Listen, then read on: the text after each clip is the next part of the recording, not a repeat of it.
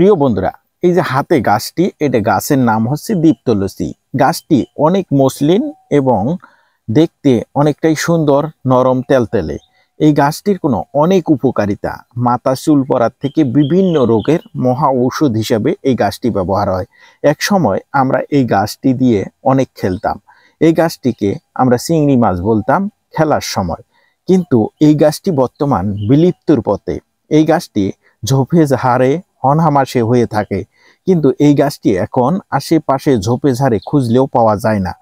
অবশ্যই আপনারা কি করবেন, এই গাছটি আপনার বাড়ির আশেপাশে বিভিন্ন জায়গায় লাগার চেষ্টা করবেন। এই গাছটার যে পাতা, যে ডগা, এগুলা কোনো সবজি হিসেবে মানুষ খেয়ে থাকে। আবার এই গাছটির যে পাতাগুলা আছে এবং গাছটি সম্পূর্ণ ছেঁচে আপনি যদি মাথায় এর রস সহ থেতো করা যে মিশ্রণটি আছে, এটা যদি আপনি মাথায় ব্যবহার করেন তাহলে চুল পড়া এবং খুশকির থেকে আপনি মুক্তি পাবেন।